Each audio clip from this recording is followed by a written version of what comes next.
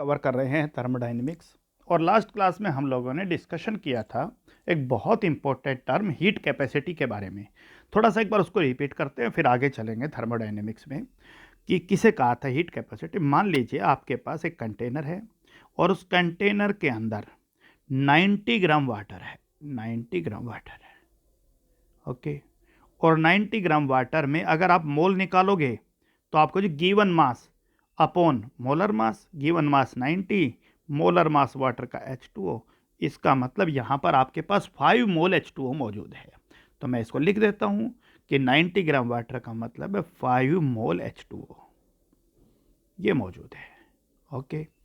और इस वाटर के टेम्परेचर को इंक्रीज करने के लिए डेफिनेटली हीट दी जाएगी। आप सबको पता है कि अगर आपको पानी दे दिया जाए और उसको कहा जाए कि टेम्परेचर इंक्रीज करिए, तो एक सबसे सिंपल तरीका आपके पास कि उसको आप गर्म करिए, हीट करिए, ठीक है। तो इसको हमने हीट दी, मान लीजिए हमने इसको हीट दी 500 जूल, 500 जूल हीट दी और इसका टेम्परेचर मान लीजिए 25 डिग्री सेल्सियस से 30 डिग्री सेल्सियस तक बढ़ गया।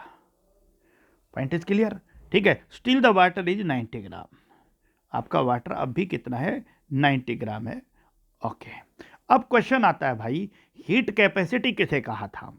हीट कैपेसिटी सी, किसी भी सब्सटेंस के टेम्परेचर को 1 डिग्री राइज करने के लिए जो हीट चाहिए, किसी भी सब्सटेंस के टेम्परेचर को 1 डिग्री राइज करने के लिए जो हीट चाहिए उसे कहा हीट कैपेसिटी सी। अब देखिए भाई, यहां पर 5 डिग्री इंक्रीज करने के लिए, 5 डिग्री सेल्सियस इंक्रीज करने के लिए हीट चाहिए 500 जूल, ठीक है। सो 1 डिग्री सेल्सियस इंक्रीज करने के लिए जो हीट चाहिए 500 joule upon 5, right, that is the temperature. So this 500 joule is heat and this 5 is change in temperature. So the formula of heat capacity is equal to Q upon delta T. The point is clear for you. The next term जो हम लोगों ने discuss की थी, और unit की बात करो तो Q हीट है, जूल, और टेम्परेचर क्योंकि डिग्री सेल्सियस इंक्रीज करना है, सो पर degree centigrade, this is the unit, okay. चलिए भाई, दूसरी टर्म जिस पे हम बात कर रहे थे that is specific heat capacity. Specific heat capacity जिसे रिप्रेजेंट किया था बेटा हमने लास्ट क्लास में सी और उसके बाद एस लिख दीजिए, स्पेसिफिक हीट कैपेसिटी, कि किसी भी 1 ग्राम सब्सटेंस के टेम्परेचर को 1 डिग्री सेल्सियस राइज करना है, 1 ग्राम सब्सटेंस। अब आप कहोगे जी 90 ग्राम सब्सटेंस के टेम्परेचर को 5 डिग्री सेल्सियस राइज करने के लिए हीट चाहिए 500 जूल। 90 ग्राम सब्सटेंस के टेम्परेचर को 1 डिग्री सेल्सियस के लिए इंक्रीज करने के लिए हीट चाहिए, कम चाहिएगी, अपॉन 5, और 1 ग्राम सब्सटेंस के टेम्परेचर को 1 डिग्री सेल्सियस इंक्रीज करने के लिए हीट चाहिएगी, वो और कम चाहिएगी, तो 5 इंटू 90। तो आपको ये 5 जो है ये हीट है, राइट। ये जो 500 हीट है, 5 जो है वो आपका चेंज इन टेम्परेचर, और 90 ग्राम जो है वो इसका मास है, given mass. So the formula of specific heat capacity is equal to Q upon M delta T. Unit के बारे में अगर बात करनी हो तो आप कहो जी यूनिट Q जो है उसकी यूनिट जूल है, मास की यूनिट ग्राम, सो पर ग्राम, और डेल्टा टी की पर degree centigrade, it should write है। तीसरा मामला आता है बेटा कि मोलर हीट कैपेसिटी किसे कहा, ओके। मोलर हीट कैपेसिटी किसी 1 मोल सब्सटेंस के टेम्परेचर को 1 डिग्री सेल्सियस राइज करने के लिए जो हीट चाहिए, 1 मोल सब्सटेंस के टेम्परेचर को 1 degree, and it is represented by Cm। तो आप कहोगे यहां पर 5 मोल वाटर है, उसके टेम्परेचर को 5 डिग्री सेल्सियस इंक्रीज करने के लिए हीट चाहिए थी कितनी, 500 जूल। चलिए भाई, अब 1 मोल सब्सटेंस के टेम्परेचर को, चलो पहले 5 मोल के लिए निकाल लेते हैं। 5 मोल के लिए 1 डिग्री सेल्सियस इंक्रीज करना है, तो 500 अपॉन 5, और 1 मोल सब्सटेंस के टेम्परेचर को 1 डिग्री सेल्सियस इंक्रीज करना है, so that is 500/5 divide by 5. So this 500 represent for Q. This 5, the first 5 represent for delta T and this 5 represent to number of moles. तो Cm का formula आपका Q upon N delta T, this is Q upon N delta T, जहाँ पर Q number of moles को represent, Q heat को represent कर रहा है, N नंबर ऑफ मोल्स को, delta T change in temperature. Unit की बात करो तो आपको जी Q की यूनिट जूल है, N की यूनिट मोल है तो पर मोल, और टेम्परेचर की पर degree centigrade, this is the unit. तो इन टर्म्स के बारे में हम लोग लास्ट क्लास में बात कर चुके हैं। फॉर्मूला दोबारा से रिपीट कर देता हूं, बड़ा इंपॉर्टेंट टॉपिक है।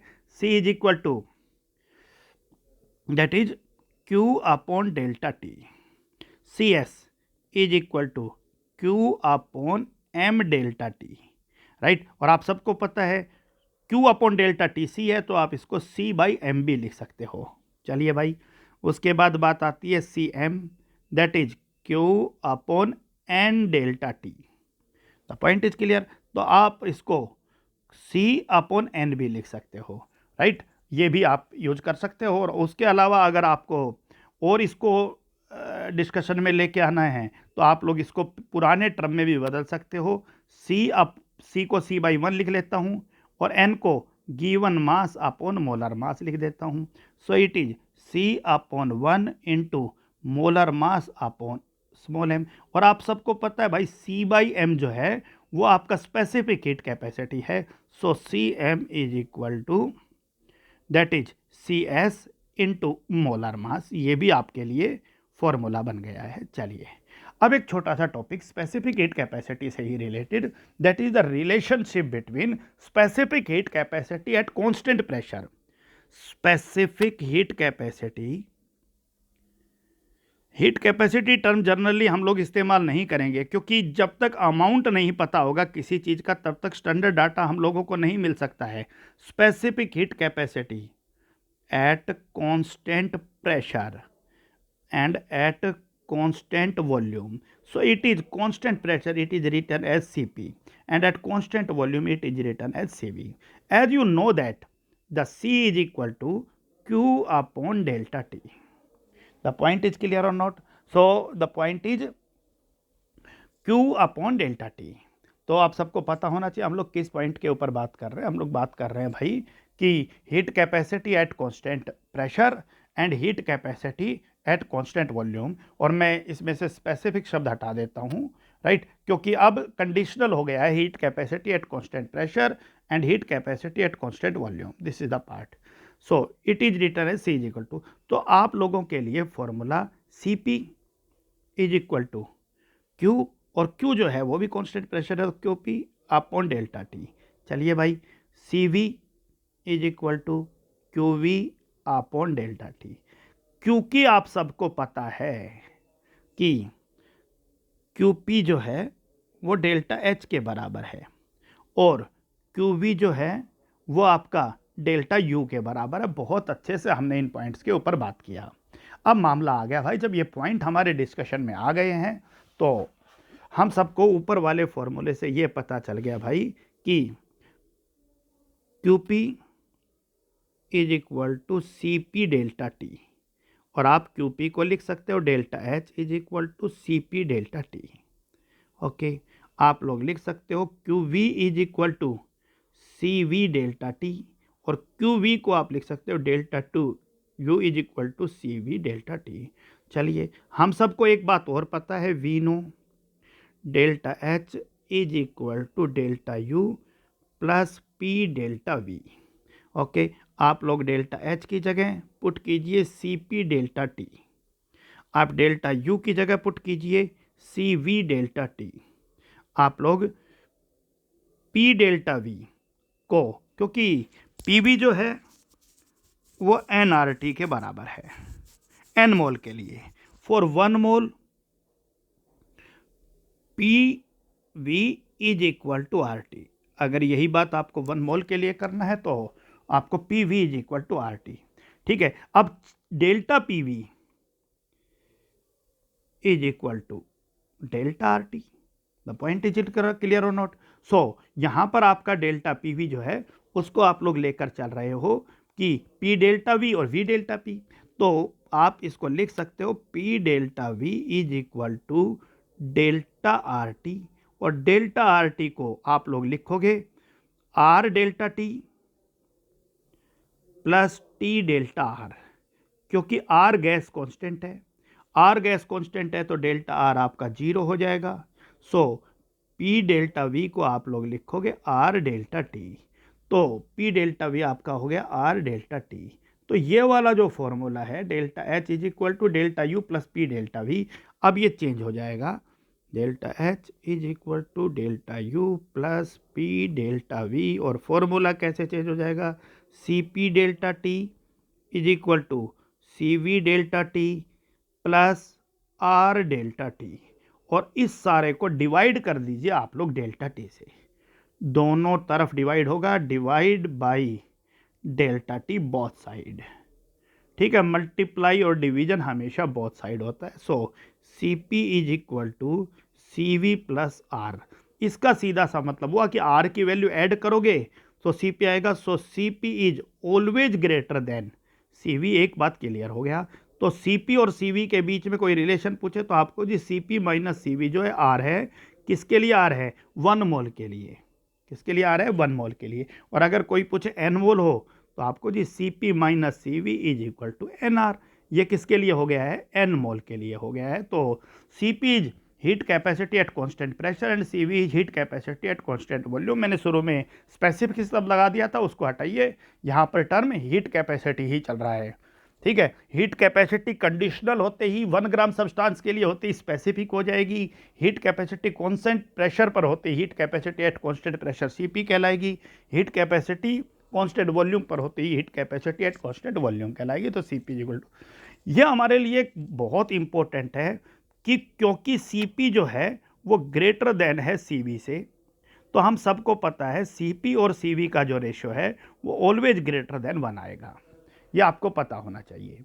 अब सीपी और सीवी के रेशियो से आप लोगों को फिजिक्स में, थर्मोडायनेमिक्स में बहुत डिटेल में इस पॉइंट को समझाया जाएगा, आप लोगों को नेचर ऑफ द गैस का पता चल जाएगा, नेचर ऑफ गैस। ये कंपटीशन के लिहाज से बहुत इंपॉर्टेंट रेशियो है कि अगर किसी क्वेश्चन में सीपी और सीवी का रेशियो, आपका सीपी और सीवी का रेशियो अगर 1.66 आ रहा है, ध्यान रखना 1.66, तो आपकी गैस मोनो एटॉमिक गैस है। मोनो एटॉमिक गैस का मतलब है कि आपकी गैस में एक ही एटम है, जैसे हीलियम हो गया, नियोन हो गया।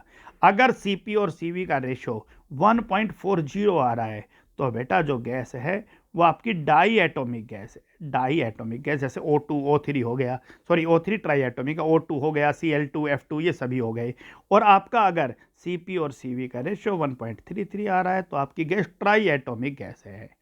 ट्राई एटॉमिक गैस है, 3 एटम से मिलकर बनी है, ठीक है। तो इस चीज़ के बारे में आप लोग बहुत ज़्यादा डिटेल में डिस्कशन करोगे जब आपको फिजिक्स में ये टॉपिक समझाए जाएंगे। तो सीपी और सीवी का रेशो आपके लिए बड़ा यूजफुल है। अब एक क्वेश्चन है कि gas A has CP is equal to 20.834 and CV is equal to 12.520. So what is the atomicity of the gas? So atomicity निकालने के लिए आप क्या करोगे, CP upon CV. So 20/834 divide upon 12.520, इसको डिवाइड कर लीजिएगा, आपका आंसर 1.66, और 1.66 आते ही आप लिखिए कि ये जो गैस है ये कैसी गैस है, मोनो एटॉमिक गैस है। तो न्यूमेरिकल बहुत सिंपल है, आप लोग सिर्फ डाटा याद रखोगे तो आपको ये सब चीज़ें समझ में आ जाएंगी, तो आप इसको सॉल्व कर लीजिएगा। चलिए, इसके बाद हमारा एक नया टॉपिक शुरू हो रहा है, यहाँ से केमिस्ट्री का थोड़ा सा टर्न अलग डायरेक्शन के अंदर जाएगा। अब हम किसी भी रिएक्शन में चेंज होने वाली एंथैल्पी के बारे में बात करेंगे, किसी के कंपाउंड, किसी भी कंपाउंड के फॉर्मेशन में जो एंथैल्पी चेंज हो रही है उसके बारे में बात करेंगे। तो सबसे पहला जो टॉपिक है वो है एंथैल्पी ऑफ ए रिएक्शन, किसी भी रिएक्शन के अंदर चेंज होने वाली enthalpy, enthalpy of A reaction. So enthalpy change को हम लोग डेल्टा एच से रिप्रेजेंट करते हैं, आपको पता होना चाहिए। और यहां पर एक सिंबल लगा देंगे R, that is enthalpy of reaction, किसी भी रिएक्शन के लिए। तो एंथैल्पी चेंज जो है डेल्टा एच लिखा है क्योंकि एंथैल्पी चेंज है। तो भाई ये बात, ये हीट इवॉल्व भी हो सकता है और हीट एब्जॉर्ब भी हो सकता है, क्योंकि एंथैल्पी चेंज तो एंथैल्पी बढ़ भी सकती है और घट भी सकती है। हीट इवॉल्व भी हो सकता है, हीट एब्जॉर्ब भी।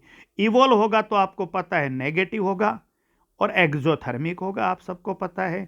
हीट एब्जॉर्ब होगा तो डेल्टा एच पॉजिटिव होगा और आपका प्रोसेस एंडोथर्मिक होगा। ये हमने पिछले लेक्चर्स में बात कर लिया था, ठीक है। तो थोड़ा सा इस पॉइंट को ध्यान रखिएगा कि डेल्टा एच की वैल्यू कहाँ पर नेगेटिव होगी और कहाँ पॉजिटिव होगी, ये बात आप लोग इसे अच्छे से पॉइंट आउट कर लीजिएगा, delta H negative and delta H positive के लिए, ठीक है। सो एंथैल्पी ऑफ रिएक्शन किसे कह रहे हैं भाई, कि जब जितना भी नंबर ऑफ मोल रिएक्टेंट है, अब रिएक्टेंट के नंबर ऑफ मोल, अब आपको जी रिएक्टेंट एक से ज़्यादा भी हो सकते हैं, एक हो सकता है, दो हो सकते हैं, तीन हो सकते हैं।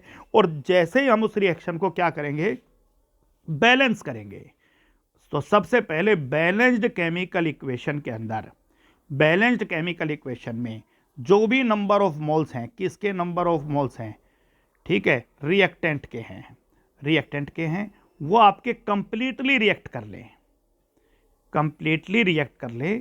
इसका मतलब ये हुआ कि वो आपकी बैलेंस्ड रिएक्शन है, तो इसका मतलब है कि उसमें स्पेसिफिक दे रखा है कि एक का जितना मोल लोगे उसके लिए दूसरे का कितना मोल चाहिएगा। तो उस समय जो एंथैल्पी चेंज आएगा उसे ही एंथैल्पी ऑफ रिएक्शन का है। जैसे अगर मान लीजिए आपको CH4 को गैसीय स्टेट के अंदर मीथेन को कंबशन करना है, तो O2 गैस के साथ इसको करिए और प्रोडक्ट आपका CO2 गैस बना। और मान लीजिए इस रिएक्शन के अंदर आपका प्रोडक्ट H2O गैसीय स्टेट में बना। अब ये H2O कहीं गैस बना रहा हूं, कहीं लिक्विड बना रहा हूं, ये आपको इस टॉपिक के अंदर समझ में आएगा कि दोनों की फॉर्मेशन के लिए अलग अलग एंथैल्पी आएगी। एंथैल्पी से ही आपको अंदाजा आ जाएगा कि कहाँ गैसीय स्टेट में बन रहा है, कहाँ लिक्विड स्टेट में। तो इस रिएक्शन को सबसे पहले तो क्या करना पड़ेगा बच्चों, इसको सबसे पहले करना पड़ेगा बैलेंस्ड। इस रिएक्शन को बैलेंस करते हैं, चलिए। So you should use 2 here and you should use 2 here, it's very simple to balance it. अब 1 मोल मीथेन और 2 मोल ऑक्सीजन जब कंप्लीटली रिएक्ट कर ले, पूरी तरह से रिएक्ट कर ले, ये भी कंज्यूम हो जाए और ये भी कंज्यूम हो जाए, क्योंकि आप लोगों ने रिएक्टेंट कितना भी ले लो, प्रोडक्ट कितना भी ले लो, लेकिन बैलेंस्ड केमिकल इक्वेशन आपको स्टियोकोमेट्री का प्रॉपर आइडिया देता है। मान लीजिए आप सबको पता है कि जहां भी 1 मोल CH4 बर्न होगा उसके लिए 2 मोल O2 चाहिए। इसका मतलब ये हुआ कि 1 मोल के अंदर 16 ग्राम CH4 है और 2 मोल के अंदर आपका 36 ग्राम। तो हर 16 ग्राम मीथेन को जलने के लिए 36 ग्राम ऑक्सीजन की जरूरत पड़ेगी, ठीक है। अब मान लीजिए ये आप 100 ग्राम ले लो, ये आप 200 ग्राम ले लो, तो फिर वो लिमिटिंग रिएजेंट का कॉन्सेप्ट हो जाएगा, कोई एक रिएजेंट बच जाएगा। तो यहां आपको ध्यान रखना है कि ये कंप्लीटली रिएक्ट कर लें तो जो एंथैल्पी चेंज आएगा उसे एंथैल्पी ऑफ रिएक्शन कहेंगे। क्लियर हो गया, डेल्टा एच आर, ठीक है। क्योंकि ये कंबेशन प्रोसेस है तो आप सबको पता है इसकी वैल्यू आपकी नेगेटिव आएगी। Combustion process are always exothermic, ये हम लोगों ने 10th क्लास में भी पढ़ा है। अब बात आता है भाई कि अगर यही सारी कहानी स्टैंडर्ड कंडीशंस में की जाए, स्टैंडर्ड कंडीशन का मतलब हुआ कि अगर आप रिएक्शन का टेम्परेचर फिक्स कर दो 298 केल्विन, अगर आप प्रेशर फिक्स कर देते हो दैट इज 1 बार प्रेशर, तो फिर जो डाटा है वो आपका स्टैंडर्ड डाटा हो जाएगा। वो आप कहीं भी करिए फिर सबकी वैल्यू सेम आएगी, डेल्टा एच। ये जो नोट है ऊपर, ये जीरो नहीं है, ये नोट सबस्क्रिप्ट पूरे अब चैप्टर में लगेगा, समझ में आ गया। और ये इंडिकेट करेगा स्टैंडर्ड स्टेट को।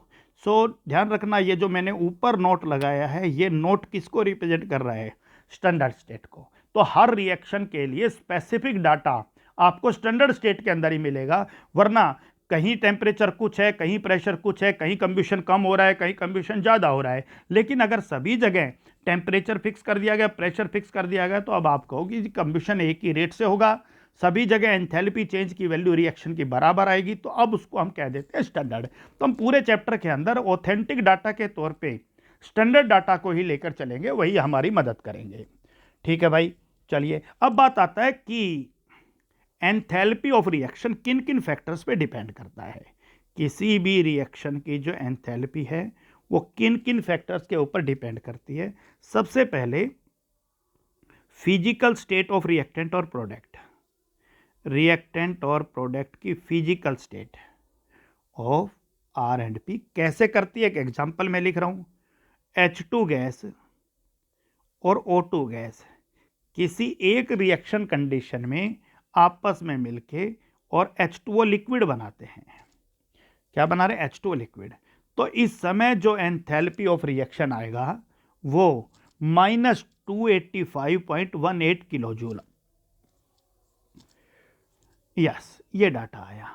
और इसी दूसरी रिएक्शन में आपने फिर H2 गैस किसी दूसरी कंडीशन के अंदर वही O2 गैस, ठीक है, इस बार दोनों ने मिलाकर H2O गैस बनाया। तो वो मैं कह रहा था ना कि कहीं लिक्विड बनेगा कहीं गैस, सेम ही रिएक्टेंट अलग अलग कंडीशन में आपका अलग अलग प्रोडक्ट बनाते हैं। आप लोगों को ध्यान रखना है, कंडीशंस बहुत इंपॉर्टेंट होती है। सो ठीक है, कंडीशन में मैंने अभी बताया था टेम्परेचर, प्रेशर, ये बड़े वाइटल रोल अदा करते हैं किसी भी रिएक्शन के अंदर।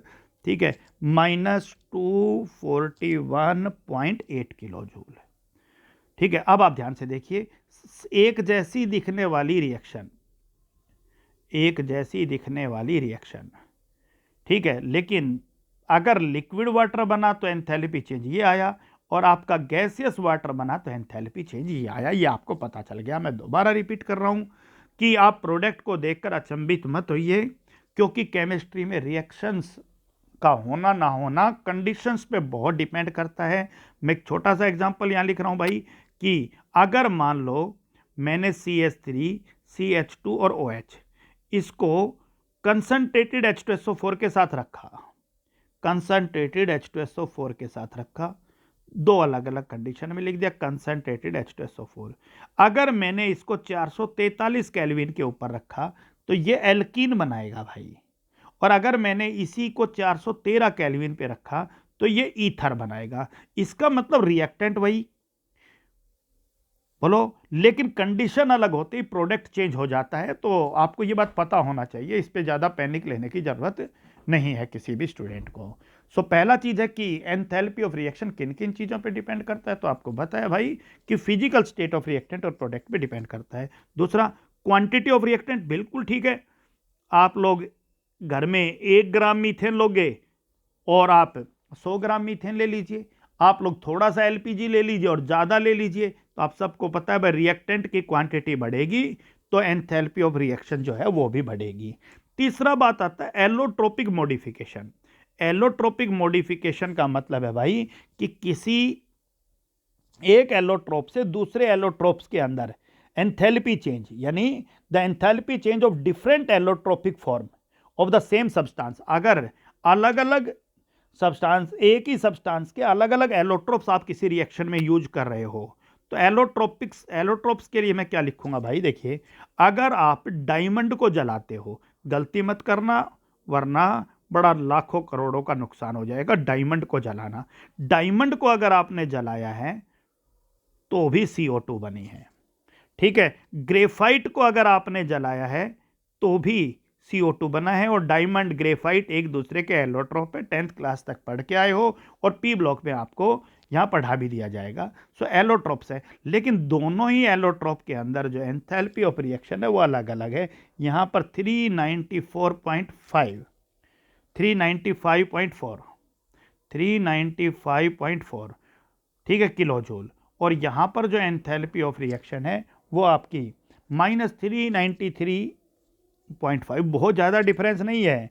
आप देखिए, इसीलिए तो कहते हैं कि कहाँ डायमंड और कहाँ ग्रेफाइट, लेकिन दोनों जले थे तो एक ही स्थिति में आए। तो वो बोले क्या लेकर आए थे और क्या लेकर जाओगे आए, आखिरी समय पे सबको मिट्टी में मिल जाना है। अध्यात्म की बातें हैं, तो ये भी आपका CO2 ही बना गया, ये भी CO2 ही बना गया। अब ये नहीं है कि डायमंड वाला CO2 कोई खास CO2 है और ग्रेफाइट वाला CO2 आपका CO2 ही है, और आप इसको लॉ ऑफ केमिकल कम्बिनेशन में बहुत अच्छे तरीके से पढ़ चुके हो। चाहे कितने भी मेथड से बनाया जाए CO2 तो सेम ही रहेगा, तो ये भी आपको पता होना चाहिए। चौथा, टेम्परेचर के ऊपर बहुत कुछ डिपेंड करता है। टेम्परेचर के ऊपर तो प्रोडक्ट का बनना ही बहुत कुछ डिपेंड करता है, अभी मैंने बताया। तो एंथैल्पी ऑफ रिएक्शंस भी बहुत डिपेंड करती है। अगला भाई, कांस्टेंट प्रेशर और कांस्टेंट वॉल्यूम, बिल्कुल अभी आपको बताया कि Cp जो है वो अलग है और Cv जो है वो अलग है, क्योंकि Cp किसके ऊपर डिपेंड कर रही थी भाई, अभी C जो है वो क्यू अपॉन डेल्टा टी है, तो Cp is equal to Q P upon delta T, और यहाँ पर आप क्यू पी जो है उसको डेल्टा एच लिख रहे थे, ठीक है। Cv is equal to Q V upon delta T, और क्यू वी को आप लोग डेल्टा यू लिख रहे थे, तो इनके ऊपर भी डिपेंड करती है, तो ये भी आपको ध्यान रखना है। अब बात आता है कि मान लीजिए कोई एक रिएक्शन है, ये जो हमने अभी लिखी थी, CH4 gas plus 2O2 gas, और इसने प्रोडक्ट बनाया CO2 gas plus 2H2O liquid. चलिए, और यहाँ पर जो एंथैल्पी ऑफ रिएक्शन है, ठीक है, वो आप लोगों के लिए कुछ भी एक वैल्यू है x। तो ये enthalpy of reaction actually sum of enthalpies of the product, इसका सम कीजिए, ठीक है, और sum of enthalpies of reactant, इसका सम कीजिए, वही आपका एंथैल्पी ऑफ रिएक्शन है हमेशा प्रोडक्ट में से reactant. So delta H R is sum of enthalpies of product, sum of enthalpies of product minus sum of enthalpies of reactant. Product की enthalpy के सम में से रिएक्टेंट की एंथैल्पी का सम घटाइए। अब बात आती है भाई कि सम को आप लोग कैसे लिख सकते हो, डेल्टा एच आर, तो आप लोग सम के लिए समेशन शब्द इस्तेमाल करते हो। एच लिख रहा हूं एंथैल्पी, या मैं लिख रहा हूं प्रोडक्ट की, ठीक है, और माइनस एच लिख रहा हूं और रिएक्टेंट की। उसके बाद इनके जो नंबर ऑफ मोल्स हैं, मैं यहां पर AI और BI लिख देता हूं। ये स्टियोकोमेट्रिक कोफिशिएंट है जो रिएक्शन को बैलेंस करने के लिए इस्तेमाल किए जाते हैं। जैसे कि जो रिएक्शन अभी हम लिख रहे थे, CH4 gas plus 2O2 gas will give you CO2 gas, not 2CO2, CO2 gas plus 2H2O liquid. So sum of enthalpies of product, तो आप लिखोगे भाई कि delta H R is equal to, yes, summation, और यहां पर आपने क्या लिखा, AI कोफिशिएंट है, H है और प्रोडक्ट है, माइनस समेशन H है और आपका रिएक्टेंट है, और यहाँ आप BI लिख सकते थे, ठीक है, कुछ भी लिख लीजिए। अब इसको लिखोगे कैसे भाई, ये क्या है, आप कहोगे जी मोलर एंथैल्पी। सो H मोलर एंथैल्पी मोलैरिटी के टर्म में चलेगा, और यहां पर मोलैरिटी को रिप्रेजेंट करने के लिए स्क्वायर ब्रैकेट, ध्यान रखना, जहां भी स्क्वायर ब्रैकेट लगता है उसका मतलब है मोलैरिटी, मोल पर लीटर CO2 गैस, और ये भी जरूरी था कि वो गैसीय स्टेट में हो, ठीक है। अब आपका पहला प्रोडक्ट का लिख दिया CO2 गैस की मोलर, अब उसमें 2 स्टियोकोमेट्रिक कोफिशिएंट है, मोलर एंथैल्पी है किसकी, H2O लिक्विड की, ओके। ये पूरा का पूरा आप लोग क्या कर लीजिएगा, प्रोडक्ट का हो गया है, माइनस इसमें से घटाना है, किसका सम घटाना, रिएक्टेंट का। सो दैट इज HM किसका है भाई, CH4 का है, ठीक है, प्लस 2 इंटू, ये देखिए CH4 एक है, और 2 इंटू आपका HM, किसका HM है, O2 गैस का है। दिस इज द पार्ट, ये आपका पूरा का पूरा स्पेसिफिक ऐसे चलेगा। तो आप लोग इसको बहुत अच्छे से लिख सकते हो, मैं दोबारा से रिप्रेजेंट कर रहा हूं एक क्वेश्चन, ठीक है, C2H5OH liquid plus 3O2 gas will give you 2CO2 gas plus 3H2O liquid. So delta H R is equal to, क्या करोगे भाई, मोलर एंथैल्पी किसकी, ठीक है, मोलर एंथैल्पी प्रोडक्ट की, तो मोलर एंथैल्पी किसकी, CO2 की भाई, और बैलेंस है तो आप इसको 2 से मल्टीप्लाई कीजिए, प्लस 3 इंटू प्रोडक्ट H2O की, मोलर एंथैल्पी किसकी, आपकी H2O की, ठीक है भाई, इसको स्क्वायर ब्रैकेट में बंद कीजिए, और इस पूरे को आप स्मॉल ब्रैकेट में बंद कर दीजिए, माइनस इसमें से घटेगा। अब रिएक्टेंट की किसकी हो रही है भाई, मोलर एंथैल्पी किसकी, C2H5OH की, ठीक है, प्लस में 3 इंटू मोलर एंथैल्पी किसकी भाई, ठीक है, आपकी O2 की हो रही है, और इसे आप सब्ट्रैक्ट कर दीजिए। ये सब वैल्यू आपको कहाँ से मिलेगी मोलर एंथैल्पी की, वो आपको समझा दिया जाएगा। सो ये भी हमारा एक इम्पोर्टेंट पॉइंट है। अब बात आती है कि इसमें हमें एक बात और भी ध्यान रखना है कि अगर कोई इक्वेशन, कोई भी केमिकल इक्वेशन लिखते समय उसके साथ आप लोग हीट चेंज को रिप्रेजेंट करते हो, उस रिएक्शन को लिखते समय उसके साथ हीट चेंज को रिप्रेजेंट करते हो, तो आपको पता चल जाएगा कि वो रिएक्शन एक्सो है या एंडो है। क्लियर हो गया कि नहीं हो गया? ठीक है, आप रिएक्शन के साथ लिखने वाली हीट चेंज को अगर रिप्रेजेंट करते हो तो आपको पता चल जाएगा कि वो एक्सो है या एंडो है, हीट से रिलेटेड है, जो हीट चेंज को बताती है। ऐसी इक्वेशन को थर्मोकेमिकल इक्वेशन कहा गया है। थर्मोकेमिकल इक्वेशन, अगर किसी इक्वेशन के साथ हीट चेंज, मैंने बहुत अच्छे से समझाया था, आप किसी रिएक्शन को यूं लिखते हो, C solid plus O2 gas will bring you CO2 gas. अगर आपने और प्लस में आपने लिख दिया 393.5 किलो जूल, इसका मतलब आपने हीट को रिप्रेजेंट कर दिया है। या फिर इस रिएक्शन को आप यूं भी लिख सकते थे, C solid plus O2 gas will bring you CO2 gas, और आपको पता उधर प्लस हीट है, रिएक्शन एक्सोथर्मिक है, so delta H is equal to minus 393.5 kilo joule per mole. ठीक है, so this is the thermochemical equation किसी भी फॉर्म के अंदर। ठीक है, अब यहां से हम लोग अपने इस टॉपिक को पढ़ना और इसके न्यूमेरिकल सेक्शंस को शुरू करेंगे। हमारा अगला जो टॉपिक रहेगा that is enthalpy of formation. बहुत इंपॉर्टेंट टॉपिक है कि किसी भी एक मोल सब्सटेंस के फॉर्म होने के लिए कितनी एंथैल्पी की जरूरत है, राइट। और फिर उसी को स्टैंडर्ड स्टेट में लिखेंगे भाई, अंडर स्टैंडर्ड स्टेट। ठीक है, किसी एक मोल सब्सटेंस को बनने के लिए कितनी एंथैल्पी की जरूरत, और फिर उसी प्रोसेस से हम लोग आगे बढ़ेंगे। So that's all for today. अगला टॉपिक आपके लिए बहुत इंपॉर्टेंट रहेगा, लेकिन उससे पहले आज के टॉपिक को अच्छे से कवर करिए, तभी आपको नेक्स्ट टॉपिक अच्छे से समझ में आएगा। ओके।